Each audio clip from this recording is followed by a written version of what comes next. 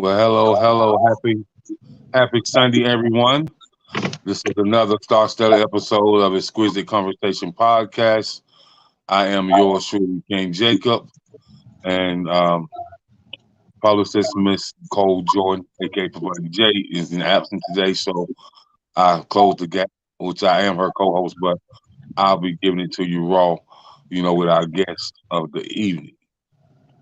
And so tonight is a star-studded treat, like I said. We're definitely gonna go all the way in.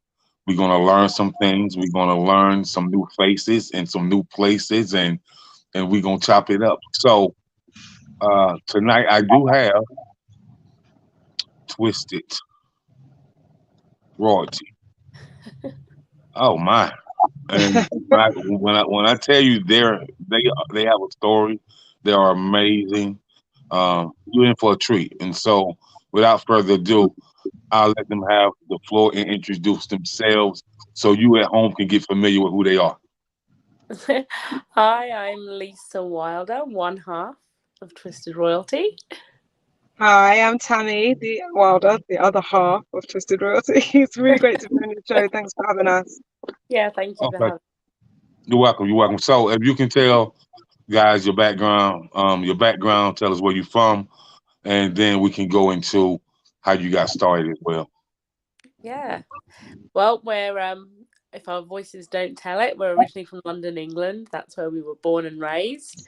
And are now living in Atlanta, Georgia. We've been here for a while now, just doing music and living life with our families and all that good stuff. But we've been doing music for a long time. I'm sure as you're going to ask us a lot about musical family, definitely have always been around music, loved music, had a passion for it. And probably 20 years ago, we got started doing our own thing, girl bands, that was all the trend back then, and started writing and exploring our music journey. And then in more recent years, we formed Twisted Royalty. That was just Tammy and I and a live band doing funk, pop, acoustic, soul, reggae blend music.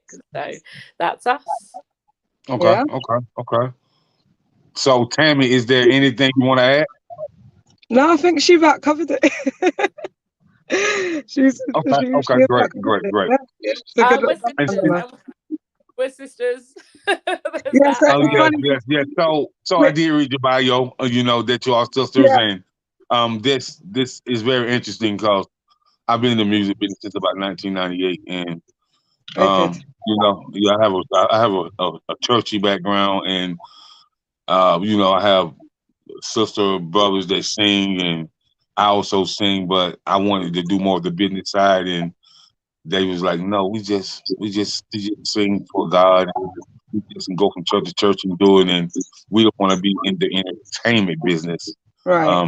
Like it's kind of no. They was like, no, it's too much. So Yeah. here I am on the business side of entertainment by myself, and it's been a journey. I can Yeah. say that it's been a journey. So where did this start at?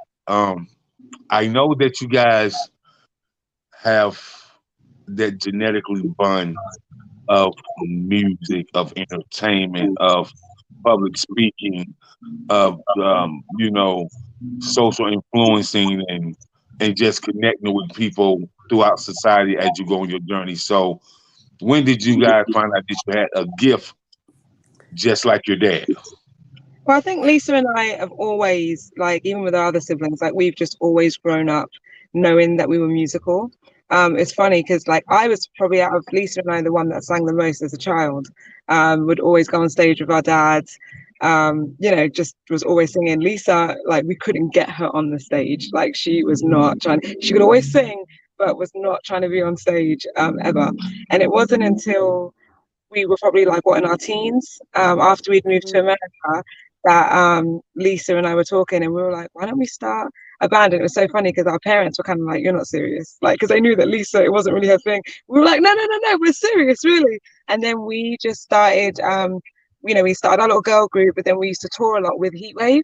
Um, and we would do backgrounds for them, and and then when we had our girl group, my dad would have us sometimes open up, so we would be like on these huge shows with these amazing legendary artists, and he would just have our bands like come up and do a couple songs, and then we just kind of took off and just started writing more and recording, and we grew up in the studio. Both my parents are musical. Our mum wrote songs for Heatwave, so it's just like back up, back up, back up. Yeah. You said your mother wrote songs for who? Heatwave. So our dad and uncle are the lead singers of the band Heatwave, Always and Forever, Boogie Nights. So yeah, so then our mom is English, our dad was American, and but they'd been together since before Heatwave even started, like in '76. So yeah, our mom's a songwriter and sings as well, did backgrounds for Heatwave, and so like I said, this is just art. Like for us, it's our normal. If we don't know anything about this. It was no getting away from it, I see. So that's great though. That's extraordinary. That's very extraordinary. So with that being said, give me the experience that you guys had when you guys first went in the recording booth together. Gosh, I don't think I remember. It was a long time ago. Yeah, but I bet that vivid experience when you first get it. You have the mental experience, that emotional experience, and you have the musical experience. Yeah. So I'm pretty sure it's something that stayed with y'all. I would say that one thing that's really cool when me and Lisa are in the studio is because we are sisters, and we've, even when Lisa wasn't really singing younger, like we've always sang and we've always been around music. Our family's always done musical stuff together. So I think that when she and I get in the studio, our voices just naturally blend. We already know who, like, hey, I have the lower voice, she has a better range than I do. So we already know, like in the studio, like, hey, you do that part, I'll do this part. And we already know who's, like, if there's a harmony and someone needs to fill in, we just kind of work around each other. We don't really have to talk about it, we just know. And I think a lot of that is because we are sisters. There's just like a sister thing. I mean, we've been around each other. Okay. We've grown up in the same musical sounds, the same, we have a lot of similar tastes in music. I think if anything that we learned from my dad and my uncle was work ethic, so I don't think that going into the studio together for the first time, which would have been back when we were teens, that it was this like magical experience where there was this transformative thing that happened. It was more so, let's get to work.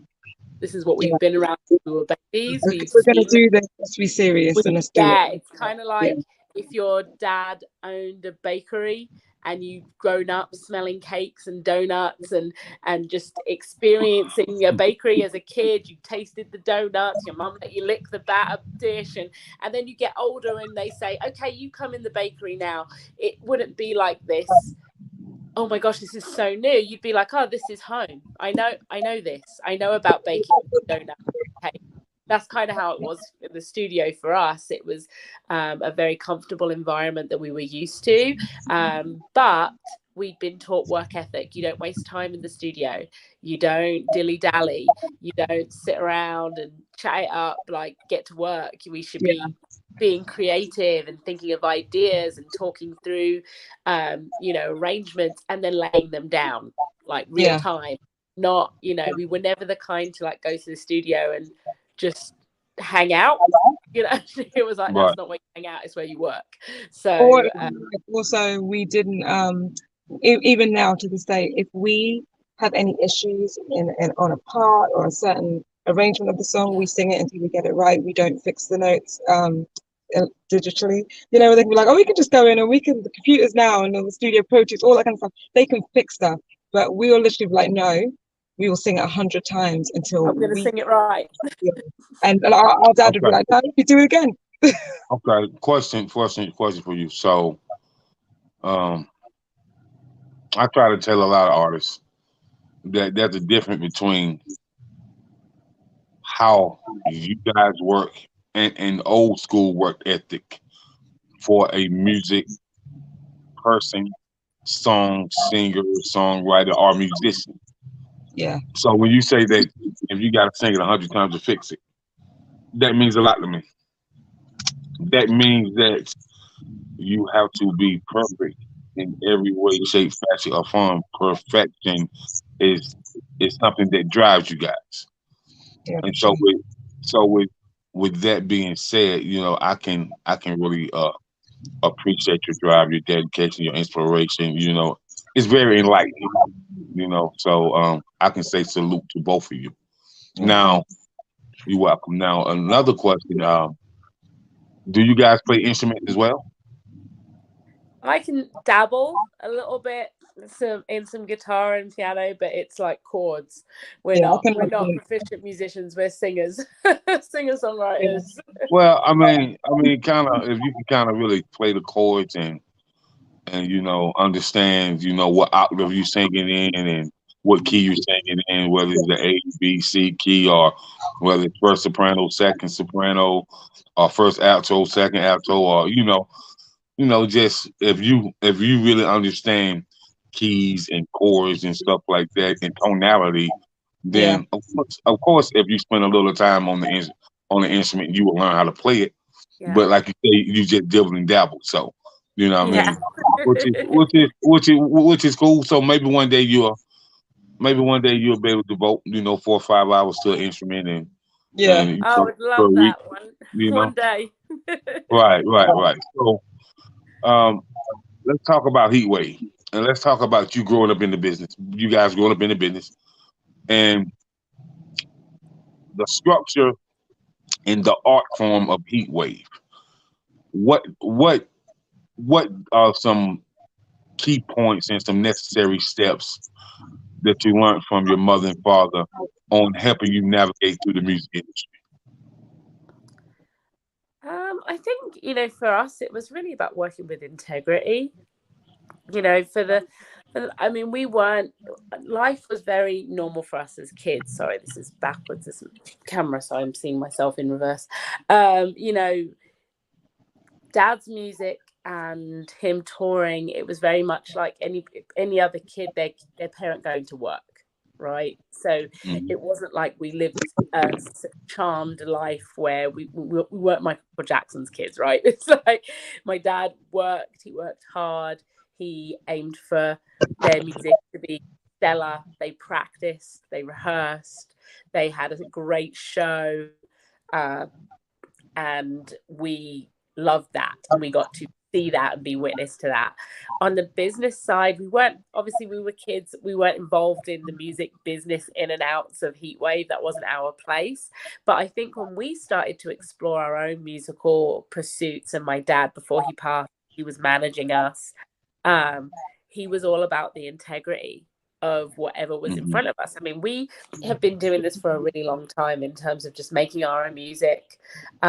We would play locally, play for Heatwave, do stuff, but we hadn't really put our stuff out there, like really tried to be, professionals in this industry in that way. We did it for the love of it in our own sense.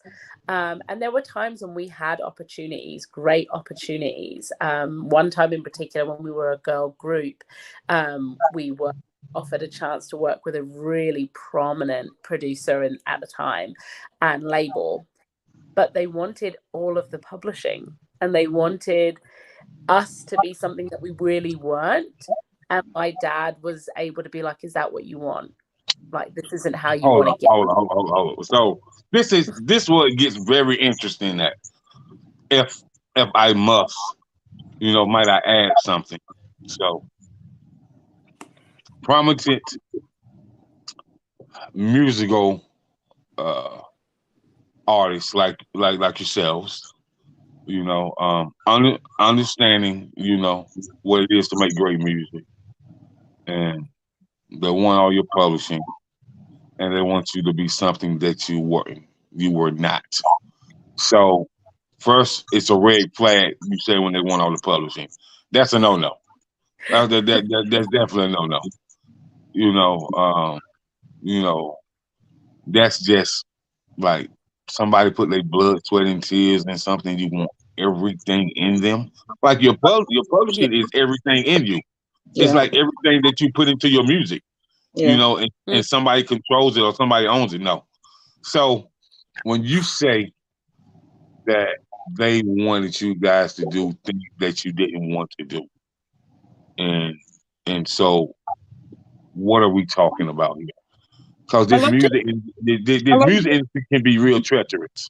yeah, a lot Yeah, of it was lyrical content yeah. as well. Like we didn't sing. We decided that we were going to be the type of group, and even Lisa and I to this day, we try to make sure that our music has integrity, our lyrics have integrity. We don't cuss in our music. We try to be as positive or real. You know, like we always say, life, love, and sarcasm. That's literally what we write about. It's either funny, sarcastic. It's about life. It's about love, and we try to keep it positive, and it's not uh gospel, but it's more inspirational. We just want people to be like, I love these lyrics. Even with Unicorn, it's like relationships, how they can work, not talk about how they can't work, you know. And I think that with this particular deal that we did not take, what they wanted us to sing about was not us. And it was one of those things where, I mean, I remember I was young, I was probably like 16. And I remember we were so excited because it was a big deal. It was a big producer in Atlanta that we were like, oh my God, this is amazing. And I remember when our dad was like, no, I don't think this is not what you guys want.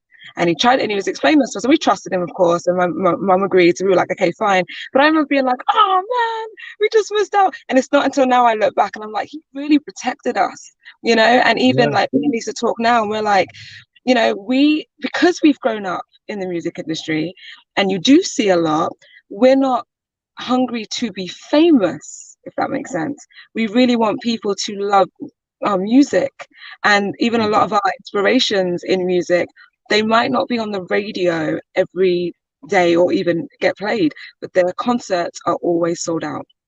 They have really loyal followers, and they get to do what they love. That's what we aspire to do. And I think, you know, you can get caught up in just the fame of it all, but we really love music. So back to your original question about just what have we learned?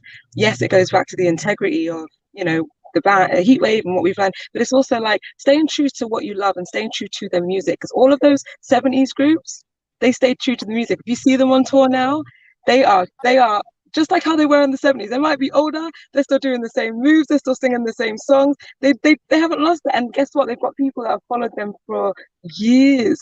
That, for me personally, that's the goal. You know, Okay. that's the goal. Yeah. Hmm. Okay. Okay. I can understand that. I can understand that.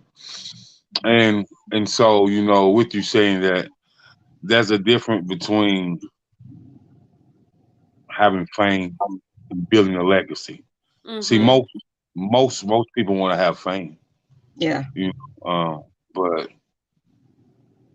I mean, you can be famous, but will your music live for generations and generations and generations? Will it be timeless like a Marvin Gaye or like a Al Green or like a George Clinton or you know, will it be timeless like that? You know what I'm saying? Will it be timeless like a Phil Collins or a Rod Stewart? You know, so will Right. it be timeless like that? So Mm-hmm. you know, with that being said, I can really understand, you know, why you didn't take the opportunity and why Yeah. your dad was protecting y'all. You know, Yeah. and thank God for y'all having a father like that Yeah. that protected y'all from that music industry and from a situation that may have not ended up good for you mentally or emotionally. Mm-hmm. Absolutely. Mm-hmm. Yeah. So now the question that I want to ask y'all are sisters. Y'all been doing this together your whole lives. So who's the best songwriter? The songwriter. Yes. Okay, Yeah. wait, let me answer this. Lisa is the best when it comes to lyrics. Like, I am rubbish when it comes to song lyrics. Like, you can always tell when I've written a song because the words it's gonna be very simple. Right? Lisa will think of like the most descriptive. She's just so clever with it. And I would say that my strength is arrangements. Would you agree, Lisa? Yeah. Yeah. I think we both know Okay. each other's strengths and weaknesses, so we pull off each other. Like we'll be listening to a track and writing to it, and sometimes we'll be literally humming very similar Similar melodies. to me, it's true. Like she'll be like, "What do you have?" I'm like, "What do you have?" Well, I hear this, and you're like hum a tune, and either the other person what they have come up with could be almost sung together, or Yeah, we yeah, have similar melody, so we think very similarly when we write. But Tammy's really, really good with arrangement, like when it comes to harmonies and how we do the backgrounds and that kind of thing. That is definitely a strength of hers. So yeah, I think together it just all kind of blends, where one is weak, the other is strong, and vice versa, and we just kind of go back and forth, and that's how the magic's made. Yeah. Right. Okay. So the only reason I asked that because you got different type of songs, and I'm more of a ballad person. You know what I mean? Like I like ballads. I like love ballads. You know what I mean? I like relationship ballads. But I also like inspirational community tracks, and I love upbeat. Something that you can do a two step to, and you can get your groove on, and. So the reason I ask because I just feel like in today's world that we need more balance. You know what I mean? We need more feeling and more pain and more healing and because Yeah. music is the genuine place and a genuine space that you can heal. If you're listening to the right type of music, it can help you go through a healing process. Yeah. And so with that being said, I would I would even love to hear you guys sing just a short version of something. I mean, the only thing is that when you sing at the same time, I don't know if it will. Yeah. You can't, like, when she talks, I can't hear her. It's like it buffers. Say So again, I'm sorry. When she, like, when each of us talk, we're not necessarily in sync. So I don't know if we sang something together on this, if it would work. Okay. Well, I mean, both of y'all should hit some type of snippet then. I just want to get a feel for these amazing voices that's been captivating minds for the last 20 plus years. Tammy, You got to the spot, bro. do you want to sing "No Turning Back" or something? I don't know. I mean, if we do, we don't need harmonies. I know our songs are all really heavy arranged, just like sing I along. mean, you don't have to, but I was just thinking that the people that are watching definitely love it. So if Yeah, not, we'll just give them the link to go find your music and to go That'd be stream it good. and go listen to it and Yeah, yeah. we but have to come prepared. since you guys are in Atlanta, GA, I would definitely like to know the times you're performing and when you're performing and stuff like that. So so then That'd be we great. can We'll definitely definitely make sure you know. yeah Yeah. yeah network. So okay, moving forward. Uh, I always like to talk about the business part. So about the publishing, the royalties, the performance act right, the music licensing, et cetera, et cetera. And so um, with that being said, you guys been in the game 20 plus years. What are some, first I want to ask this. Would you guys ever take up art? Do you guys have your own label or no? We work with an independent label. Or you work with an independent label? So the reason why I asked that because you've been in this business a very long time, and I really feel like you can teach a lot of up and coming talents, something that they can take with them for a lifetime. And so, with that being said, will you guys ever have anybody up under you? As far as maybe an entertainment company or a management company, or just would you ever tackle on something like that? I don't know if that's really our vein, that we would go down long term. I know, like outside of music and doing our own writing, which we'd love to write for other people, and maybe have like a publishing company, which Mm. would really just be in paper so that we could write for others. Not like we're have a building and we're like going hard doing like a publishing Yeah, company. yeah. So But yeah, yeah, but I think we would probably lean more towards that on the business side, being able to, as you get older, we have families, we have a lot of things that we are passionate about in life. So it would be great to continue seeing some of our music maybe that we don't perform ourselves, but other artists take it on. More power to them. Do it. We would love that. So I think on the publishing side, writing side, that would probably be it. I don't know that we have the capacity time-wise to see ourselves going into management or artist development or anything like that. I mean, I don't know if you agree, Tami, but Tami has a non-profit organization that she owns and operates. I work for a non-profit organization. We do our music. We're both mothers, and there's a lot. So now, so that question led to a whole nother question that I love. So you said you wouldn't have time to do management or artist development. That's understandable. You know what I mean? But you said that you would love to have a publishing company where you write for some of everybody, whether it's gospel, jazz, blues, funk, country, whatever. So okay, I can dig that. Cause some of our favorite artists was writers first and had publishing like Neo, like The Dream, Carrie Hilson, Blue Cantrell, they was all writers first. So, I can understand it. So what's interesting about this question that led to something that you said. You say that you work with nonprofits. Both of you guys work with nonprofit? Yeah. Okay.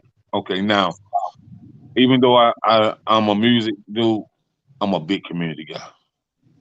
Big community guy. Like from anything to autism awareness, human trafficking, the advocacy of a father, the Kidney Foundation, Lupus Foundation, just I'm a big community guy. So with that being said, I've been talking to a few artists and I tell them all the time, how can your music be impactful if your music doesn't structure, uplift, and help brand the community?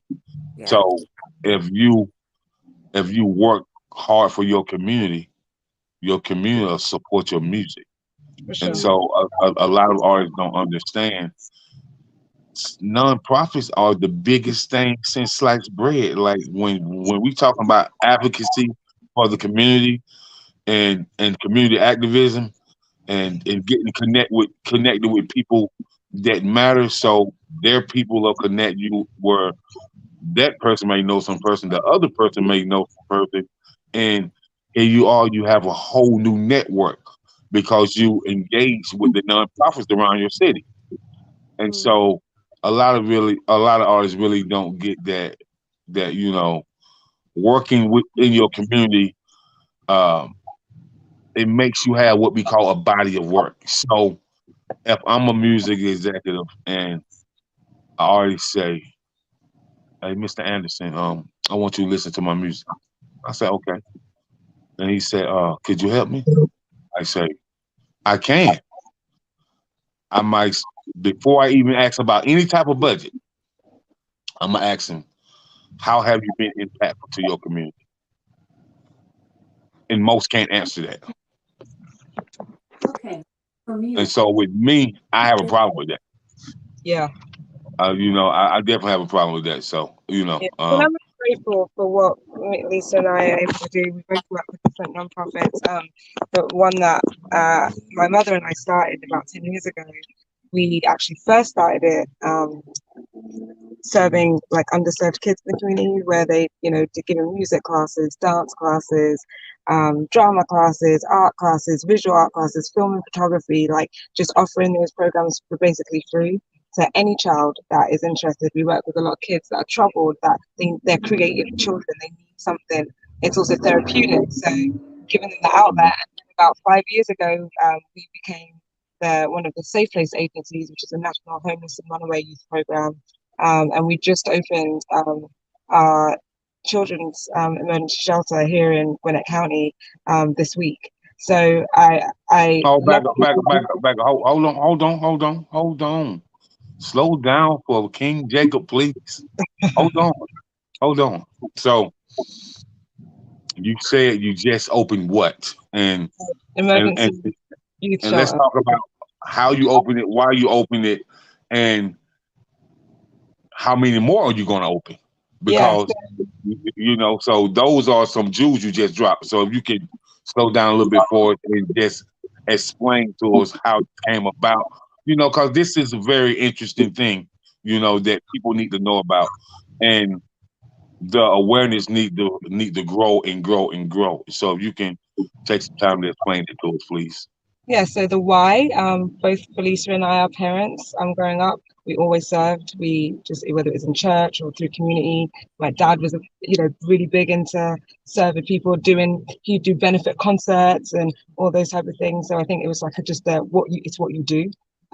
So when I come to my parents about 10 years ago and saying I want to start this organization, they were supportive and like, let's do it. So fast forward to now, there was a big need in our community because in the county that we live in, which we're like 30-40 minutes north of Metro Atlanta, there is no children's shelter in our county. So when kids are homeless or in rough at-risk situations, there is nowhere for them to go. We're always having to send them out of where we are and into the city, which takes them out of their community. So we decided that we were going to open up a home here, and we're with National Safe Place, which is a national runaway and homeless youth program. So so we've opened up our first one. We've currently got 4 kids there now that are 17, and 3 of them are 17 and 1 is a 7-month-old baby. And we are in the process of opening up more houses. Our county is pretty large around the county, so we can keep these kids in the school, help them not be homeless adults, but also give them all of the other services and programs that they need, whether it's through the arts, whether it's in therapy, whether it's just the day-to-day things that they're needing, keeping them in school. So yeah, that's what we're doing. So I love doing music and I love doing this. Okay, so it's very, very, very great you said this. I recently interviewed Big V from the hip hop group Nappy Roots, Mm-hmm.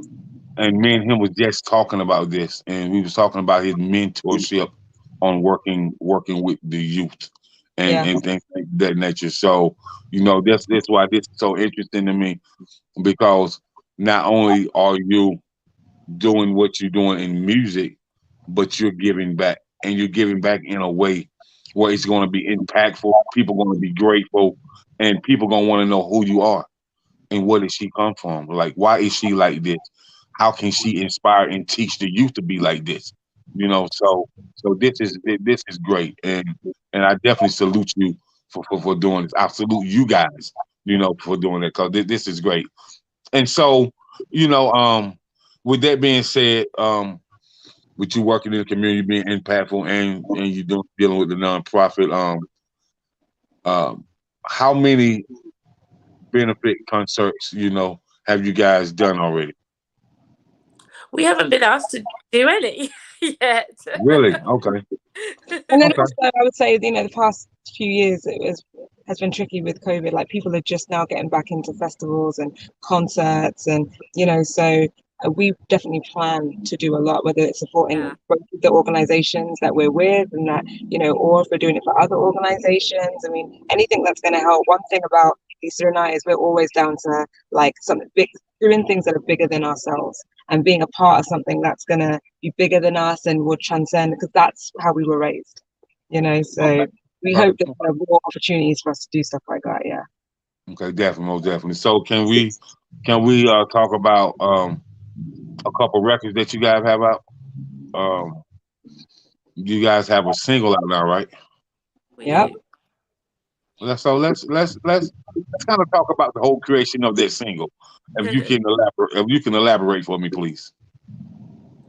Um, well, Speech from Arrested Development is a family friend of ours for a long time, and we'd long since, over the years talked about, oh, one day we should do a song together, toss it around. And the opportunity just kind of, it's the pandemic, we're all at home doing more writing and stuff, and there was a song he had, producer Michael had sent to him, and he was like, hey, let's talk about it. So we went down and met with him. He played it for us, and he had done a bit, some of it that hadn't been done. So we went away and added our part, and then you have Unicorn. And we just kind of went from there. That's interesting that you guys connected with speech, and I definitely tell you, man. Listen, that that's not an easy task to really like. He just don't work with any and everybody. I can put it like that. You know what I'm saying? Like he's very particular about who he having his space, whose energy he's around, and what artists he work with. And so that says a lot about the guy's character being able to work with them. And so, what was that experience like? It was fun. Cool. It's really cool because we have different styles musically, but they just came together really nicely. Like, he has more of the hip hop vibe. That's not really our vibe, but it was really nice just doing for us something different. Even for him, we do a lot more singing and we did a lot more arrangements, and so it was really cool just being creative in the studio and telling me, you try this speech, and he'll be like, okay, and then let's put in this ad lib here, and so it was just cool. It's fun. He's one of our really good friends, so it was literally just friends working together. Yeah. Okay. And I think our music really complement each other. The way Tami and I arrange and sing, and the way his music is very musical. It's like I'm not like really deep into hip hop. Neither of us are. But I love it when a rapper's music is musical. It's like not rap, and speeches and Arrested Development. It's very musical rap. Yeah. And so Yes, it is. You know what I'm saying? Like that live band feel, or the choruses. It's very sing-songy rap, and that is that's great. It works really well to what we do. So I think it's just, even though we're not rappers at all, this particular track just really spoke to the strengths of both of us, and we were able to pull together a really beautiful story, a really beautiful concept, and create something really fun. We just really had fun. It was a summer jam. It was a summer project, and we had a good time. And we did the video, and the video was really fun because it was just friends. Our band was there. He, was there, and we were just vibing. Like, sometimes you forgot that you were actually doing a video because you were just breaking and just having fun. So it was a good vibe. That's pretty impressive. It's pretty impressive, and you're right about speech. And speech is one of those rap guys who love live percussions, instruments, horns. He loved the drums, the Congo. He loves all that. So working with him was probably pretty light. And then with you and your sister, you guys arranging and vocally dropping jewels on the track and things of that nature. So I'm definitely glad to see that people are still in this business after all these years and still putting out that fire. And so I'm glad to see that. And as far as vocally, I want to ask you guys this: vocally, right now in the music industry, who are some people you want to work with? India. Yeah, it'd be great to work with India RE. I will always say probably like John Mayer, writing perspective. There's so many people that are all across the board. It's all different. So it's like you say a name and it'd be like you might just think about them. Did you say John? I did. Mayer. Oh my. Listen, man. Listen, like me and somebody was talking, man. I was like, bro, cause my cousin Graham came to see me, right? And we didn't grow up together, but we always knew we was cousins, and we kind of really, linked up, right? So, and he said, I do music. So he said, I'm gonna play something for you. And he played John Mayer Gravity. Like I told him, if you can hit those chords on your guitar that he hit on his, I was like, you're amazing. That don't happen because John Mayer is one of the best guitar players out there. Oh yeah, like sure. like like like hands down, like hands down. So I and saw he's it live. It was amazing, amazing. right, right, and his music is so like inspirational as well. So I love his music as well. So, but I'm really pinpointing what type of artist you guys are when you mention his name. That's I'd say different. too. Bruno Mars would be another one. Okay, okay, okay. I All think right. it's different with Lisa and I. Like a lot of times, I think probably most of our singing live, people will ask us like, who do you guys sound the most like, or if you had to put yourself in a box, like who? And I think because we grew up with 70s funk, like all of the people, you know what I'm saying, and just like so knowing real music. We Uh-huh. also grew up in England, so we have our own music. We have our own English artists that people in America don't even really know about. We have our own styles of music, just like the South have their own style of music as well. And so does DC, they've got the go-go, like there's different areas, and England has their own as well. So we've got that. Then we've lived in America, and then our parents listen to all types of music. And so when we write, we literally write to what we feel. We do have a general you know funk, acoustic soul vibe to everything that we do, but we also are big reggae, fans, and soca music. And so literally we just kind of go with the vibe, and whatever is like giving us life, and we get a good response from people. Like, you wouldn't, if you heard our music outside of Unicorn, you might not know if we're white, black, English, American. Like, a lot of times we sing with our accents, and so a lot of people are kind of like, this is like, it's different, and we love that. Something different. Yeah, it is. It is. It is. And so, with that being said, I wanted to ask you about the music vibe in England, and what's it like, and if you can explain it to someone that's never been there, to really get them intrigued to go look it up and go listen and to be like, oh, I need to put this in my playlist, like, because it's a new vibe. You know what I mean? So, Yeah. how would you explain that to an audience of people? English music, it's still Western music, right? So it's still Uh huh. there a lot of the American crossover artists, just like Adele and a lot of British artists that are over here, right? So you're going to find some similarities just because of the market. The same record labels that are prominent here are prominent there. But I think, just like Tammy was saying, in the South, you have Southern rap, and up north or on West Coast, there's just a little flavor that's different. I think that's what you would find in the UK. There are lots of UK rappers that they have their own rap style and they have their own kind of vibe, which, I do know that there are some people here in the States that are really into hip hop. They're familiar with those artists as well. Hmm. If you know, but as far as like pop music, R&B music, it's very similar to the sounds that I hear, because you have a lot of producers that are producing in the UK and the US. But I think there tends to be an older soul Yeah. to stick in the UK.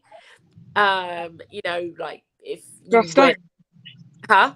like a Joss Stone, who Yeah, was young, but her music was funk influenced. yeah, Right, right, right, right. yeah. And Or so, and so, you'll find that there'll be like a lot of England is like there's a lot of Indian culture over there. So a lot of Bhangra music. So where you have remixes, like America will have their own remixes of what they do in England. They're going to remix it with Bhangra music, with Bollywood music, heavy Caribbean influence over there. So you get like a lot of white artists that are reggae artists. Like, it's just because that's just so infused in the culture. And I think that's what I love about music in England, is there's just a lot more culture Yeah. inside the music.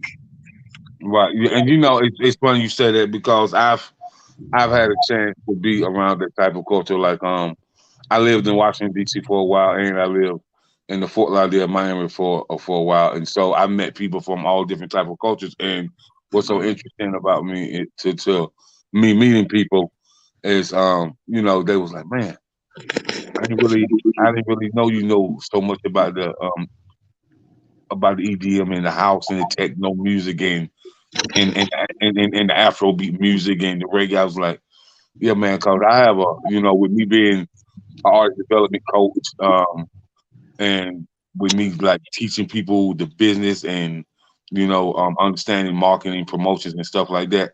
I have a lot of producers from overseas that hit me up.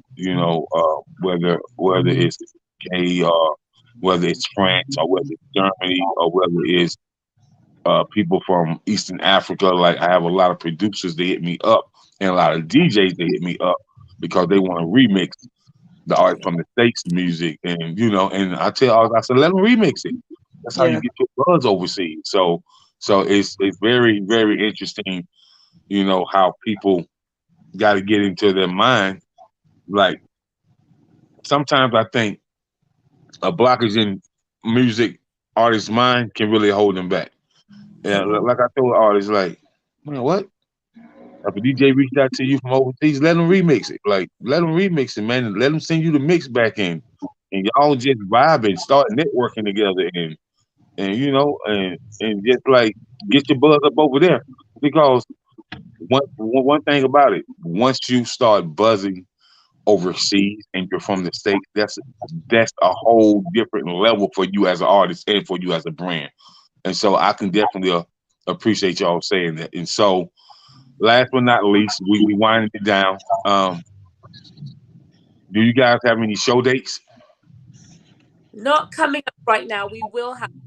Right now, we're really focused on getting this EP finished and out uh, on all platforms. So we're almost completely finished. We've got a few masters and mixes being done as we speak. So as soon as we get the full project out on for everyone to hear, which should hopefully be in the next 60, 90 days, then we will start dates. So that's kind of where the focus is right now. It's really hard. We love getting out there and performing, and we have time for it, but we want to make sure this time, not like all the years past, but this time when we're out, we're really promoting something. We have somewhere to send people, that there's a full body of work and not just a song here or there, but that they could really say, oh, that was a great show. I want to hear this song, this song, this song that they just played. And up until now, we haven't really pushed to have stuff out there. But now, this year with Unicorn and with working with this independent label, we're really being more laser focused and strategic about getting out there to the public. So getting to speak to people like yourself, doing interviews and getting our name out there, and having our music ready to stream, and then kicking off 2023 with a really robust show schedule. So if you're following on Instagram or we really look forward to having some dates up really soon. Okay, great. And so for those who just getting acquainted with you guys, can you tell them where to go find you at, where to Yes, stay connected with you at, and absolutely. just give them the name of the project and tell them what they need to go look up on Spotify. And Yeah, you can find us always at Twisted Royalty Band on Instagram. We're Twisted Royalty on Twitter, Twisted Royalty on Facebook. And right now, Unicorn is streaming on all streaming platforms: Spotify, Amazon Prime, YouTube, iTunes, all the things. And it's Unicorn by Twisted Royalty featuring Speech. all right, you heard it first. Exquisite Conversation podcast with George Truly, King Jacob, and just to make an announcement, we will be revamping and re-engineering the Exquisite Conversation podcast. So we'll be, taking a hiatus for 2 weeks, and we'll be back better than ever. But we want to thank you for your ongoing support, and we want to thank you for tapping in with Twisted Royalty. Like they have dropped so many jewels tonight, and I know it's late night, ladies. So I want to say I appreciate you. You know what I mean? And you could have chose not to be here with me, but you did. So I kind of appreciate y'all coming through and dropping these jewels, and just dropping these jewels from a whole different level, from overseas and in the States, and how you guys make it mesh together as one, and just bring them jewels together to really give an audience a very, very unique experience. And so I just want to say I thank you, I salute you, and I'll be checking up on you to see what you got going on, and tapping back in with you to bring you in for another interview as well. Thank Wicked. Thank you so much for having us on your show. No doubt. Have a good night. You too. you. Bye. Bye. Salute.